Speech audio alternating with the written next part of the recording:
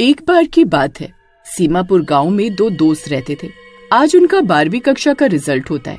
वो दोनों पढ़ाई में कुछ खास नहीं थे, इसलिए रिजल्ट वाले दिन वो दोनों ही घबराए हुए थे। अरे रोहन भाई, क्या लगता है पास तो हो जाएंगे ना? भाई लगता तो है, मैंने तो सारे पेपरों के नंबर घर पर जोड़ रखे हैं। 100 में से 33 ही बन रहे थे। अगर मास्टर ने 1-2 नंबर भी काट दिए तो दिक्कत हो जाएगी। हे भगवान, किसी तरह पास करवा दे, बस मेरे दोस्त रोहन को पास करवा दे। वाह भाई, तू इतना अच्छा कब से हो गया जो मेरे लिए दुआ मांग रहा है? अरे भाई, मैंने सारे पेपर तेरी चीटिंग करके ही तो किए हैं। अगर तू पास हो गया तो मैं भी हो जाऊंगा। फिर मास्टर रिजल्ट अनाउंस करते हैं और वो दोनों पास हो जाते हैं। अरे वाह वाह, पास हो गए मेरे भाई, आज तो मजा ही आ गया। हाँ भाई, शुक्र है भगवान का, स्कूल से जान छूटी। अब रोज सुबह सुबह उठना नहीं पड़ेगा। वो दोनों बहुत खुश होते हैं और अब पूरा दिन गांव में इधर उधर घूमते रहते हैं। फिर एक दिन राहुल सुबह देर तक सोता रहता है। अरे कमबख्त, 12 बज गए, अभी तक सो रहा है। चल उठ, जब से स्कूल खत्म हुए हैं तब से पूरा दिन बस आवारागर्दी करता रहता है। अरे माँ, अभी अभी तो इतनी मेहनत करके मैंने स्कूल पास किया है, अब मुझे थोड़ा आराम करने दो। कमबख्त, तू तो गलती से पास हो गया है, पता नहीं तुझे मास्टर ने पास कैसे कर दिया। फिर माँ की डांट से परेशान होकर वो घर से निकल जाता है और सीधा रोहन के घर पहुँच जाता है। रोहन, रोहन, अरे रोहन भाई कहाँ हो? हाँ, आ गया सुबह सुबह। खुद तो जिंदगी में कुछ करना नहीं चाहता और मेरे बेटे को भी बिगाड़ कर रखा हुआ है। अरे माँ, अब फिर से गुस्सा करने लग गए। देखो रोहन, 12वीं पास किए हुए अब 6 महीने हो गए, आगे क्या करना है तुमने कुछ सोचा भी है? अरे माँ, सोच लूंगा, अभी तो बहुत टाइम है। फिर वो दोनों घर से निकल जाते हैं और गांव में नदी के पास पेड़ के नीचे बैठकर बातें करने लगते हैं। राहुल भाई, स्कूल पास किए हुए अब 6 महीने होने वाले हैं। घर वाले अब बहुत डांटने लगे हैं, अब हमें कुछ करना होगा। हाँ भाई, बात तो सही कह रहे हो तुम। मेरे पास एक प्लान है, क्यों ना हम दोनों आगे की पढ़ाई के लिए दिल्ली चलें?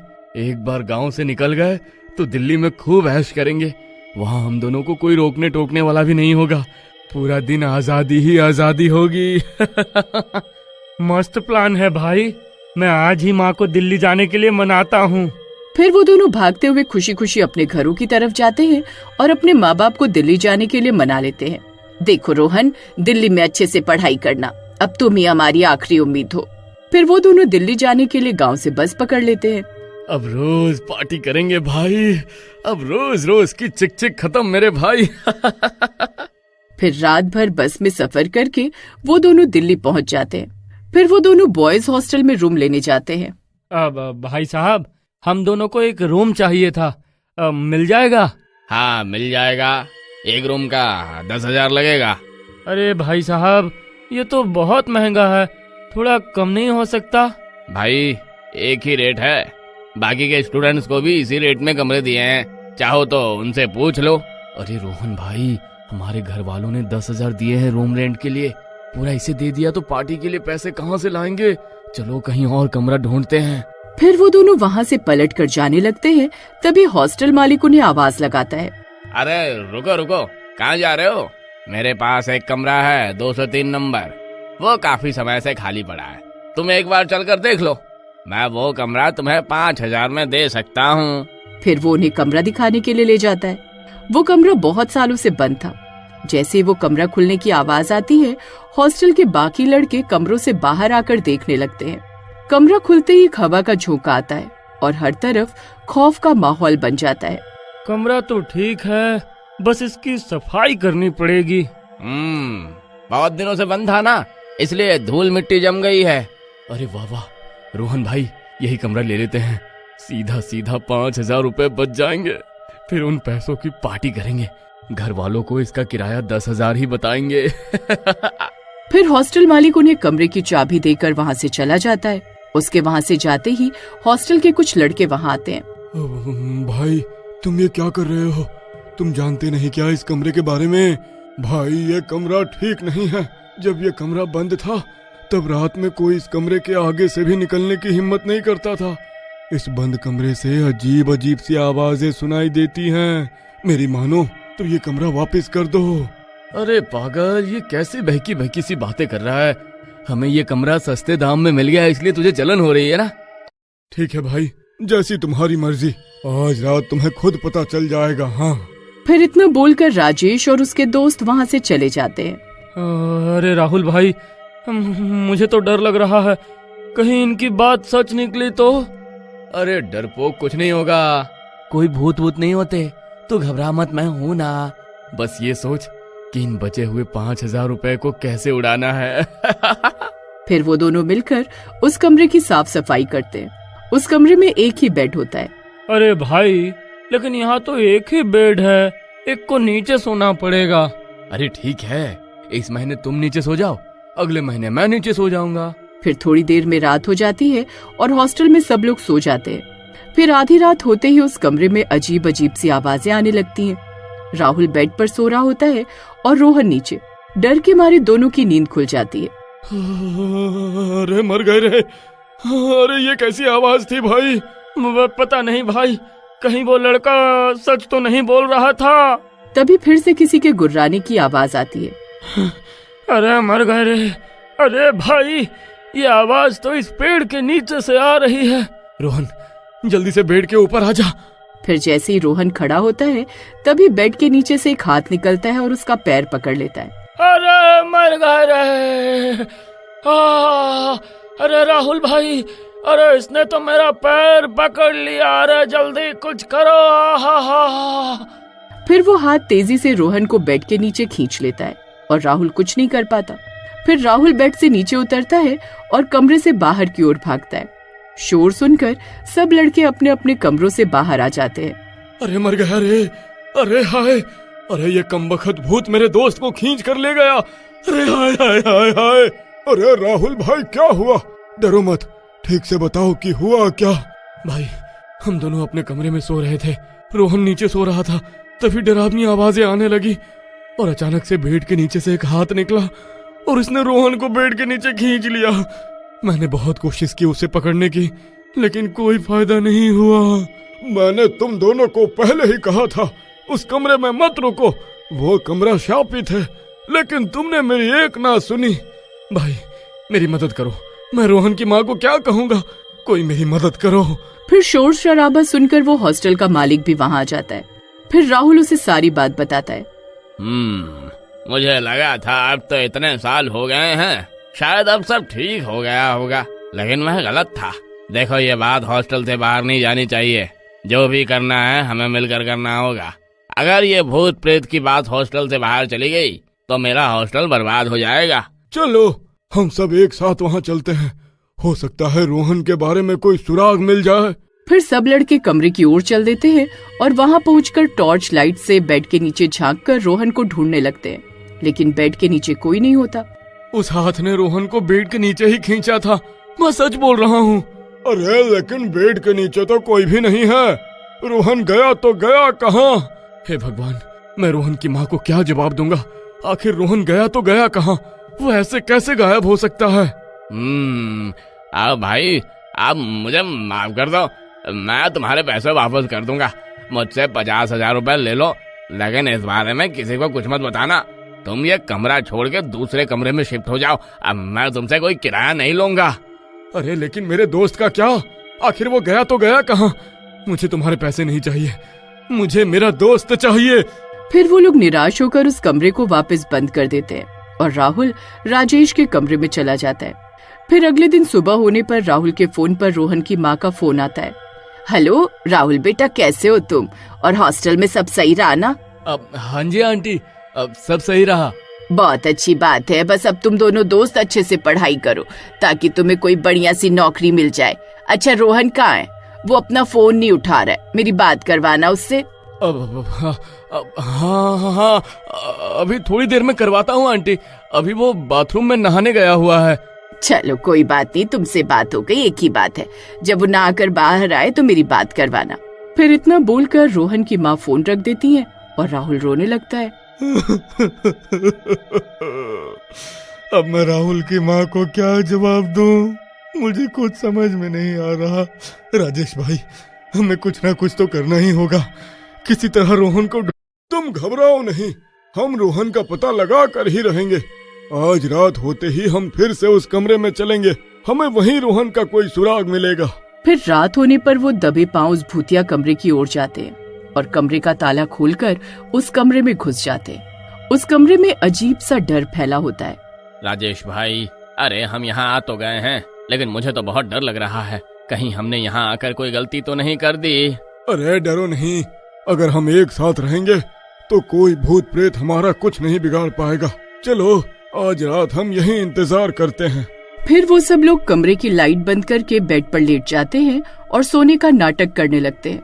तभी आधी रात होते ही किसी के गुर्राने की आवाज आने लगती है। राजेश भाई, उस दिन भी ऐसे ही आवाज आई थी, मुझे लगता है वो आ गया है। फिर वो बेड से नीचे झांक कर देखते हैं तो उन्हें वो हाथ दिखाई देता है। वो हाथ किसी की तलाश कर रहा होता है, लेकिन जमीन पर कोई नहीं होता, इसलिए वो हाथ वापस बेड के अंदर चला जाता है। देखा भाई, मैं सच कह रहा था ना, उस दिन यही हाथ रोहन को नीचे खींच कर ले गया था। फिर राजेश बेड के नीचे टॉर्च से झांक कर देखता है तो उसे वहाँ एक गड्ढा दिखाई देता है। राहुल भाई, यहाँ बेड के नीचे एक गड्ढा है, वो हाथ जरूर इसी गड्ढे से आता होगा। भाई मेरे पास एक तरकीब है, मैं नीचे जमीन पर सोने का नाटक करता हूँ, तुम मेरे पैर पर एक रस्सी बांध दो, मैं देखता हूँ हाथ मुझे कहाँ लेकर जाता है।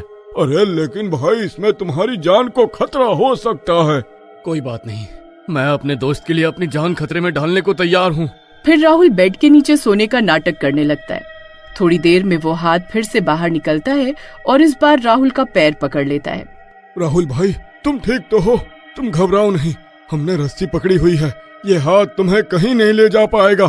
सुरेश, जल्दी से वो चाकू से इस हाथ को काट डालो, आज इसका काम तमाम करके ही रहेंगे।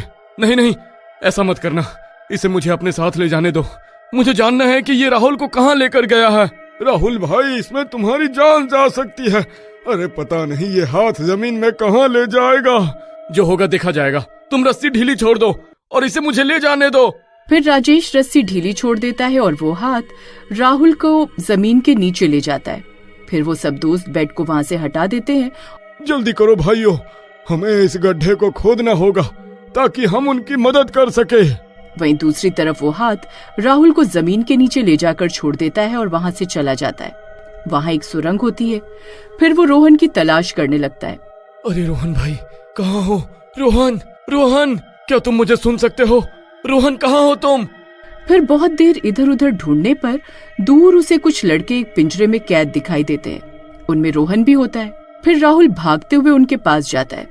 रोहन को देखकर उसकी खुशी का ठिकाना नहीं रहता। रोहन मेरे भाई, तू ठीक तो है ना? हाँ भाई, मैं ठीक हूँ, लेकिन तुझे यहाँ नहीं आना चाहिए था। यहाँ क्यों आया? भाई, अब वो भूत मुझे जिंदा नहीं छोड़ेगा। अरे भाई, मैं तुझे ऐसे मरने नहीं दे सकता था। हमने आज तक सारी मुश्किलों का सामना मिलकर किया है, तो फिर आज मैं तुझे अकेला कैसे छोड़ सकता था? लेकिन भाई, ये सब लोग कौन हैं? भाई, ये सब तो वही लोग हैं जिन्होंने उस कमरे में रुकने की हिम्मत दिखाई थी। वो भूत अपने एक हाथ को अपने शरीर से हटाता है और वो कटा हुआ हाथ शिकार करने के लिए ऊपर धरती पर आता है। लेकिन इनकी आंखों को क्या हुआ है? ये सफेद क्यों है? ये लोग कुछ बोल क्यों नहीं रहे? ये सब उस भूत के जादू का असर है। उसने इन्हें अपने वश में किया हुआ है। वो आज रात हम सबकी बलि देना चाहता है। वो किसी भी पल यहाँ आता होगा। तभी किसी के गुर्राने की आवाज आती है। राहुल एक पत्थर के पीछे छुप जाता है और फिर वो भूत वहाँ आता है। बस थोड़ी देर और, फिर तुम सबकी बलि देकर मैं सूरज की रोशनी का सामना करने की सिद्धि पा लूंगा। फिर मुझे इस जमीन के नीचे छुपकर नहीं रहना पड़ेगा। मैं इस गुफा से हमेशा हमेशा के लिए आजाद हो जाऊंगा। फिर पूरी धरती पर मेरा राज होगा। फिर इतना बोलकर वो वहाँ से चला जाता है। उसके जाने के बाद राहुल बाहर निकलता है और रोहन को उस पिंजरे से आजाद करवाता है। रोहन भाई, ये तो ऊपर आने की तैयारी कर रहा है। अगर ये ऊपर धरती पर आ गया तो बहुत लोगों को मार डालेगा। हमें इसे यहीं रोकना होगा। भाई, अरे लेकिन हम दो लोग इसका मुकाबला कैसे करेंगे? ये सब लोग तो इसके वश में हैं। इन्हें तो होश ही नहीं है। मेरे पास एक तरकीब है। हमें इस भूत को किसी तरह गुफा से बाहर लेकर जाना होगा। हमें इसे बलि देने से रोकना होगा। अरे लेकिन हम ये कैसे करेंगे? चलो मेरे साथ। फिर वो दोनों दबे पांव उस भूत को ढूंढने लगते हैं। वो रस्सी अभी भी राहुल के पांव से बंधी हुई होती है। फिर थोड़ी दूर चलने पर उन्हें वो भूत दिखाई देता है। वो हैवान की पूजा कर रहा होता है। भाई, मुझे तो बहुत डर लग रहा है। ये सब छोड़ो, हम चुपके से यहाँ से निकल जाते हैं। अरे नहीं, अगर हमने आज इसे यहाँ नहीं रोका ना तो ये ऊपर धरती पर आकर हाहाकार मचा देगा। तुम डरो नहीं, मेरे पास एक तरकीब है। तुम इस भूत के सामने जाओ और इसका ध्यान भटकाओ, बाकी मैं संभाल लूंगा। अरे मर गए रे। अरे ये क्या बोल रहा है भाई? तू मुझे यहाँ बचाने आया है या मरवाने? क्यों मुझे इसके सामने मरने के लिए भेज रहा है भाई? अरे मैं नहीं जाने वाला। हाँ भाई मेरे पर विश्वास रख। अरे मेरे पास एक तरकीब है। ठीक है भाई, जो होगा देखा जाएगा। हे बजरंगबली, रक्षा करना। फिर रोहन उस भूत के सामने जाता है और शोर मचाने लगता है। ओए भूत जी, देखो मैं यहाँ हूँ।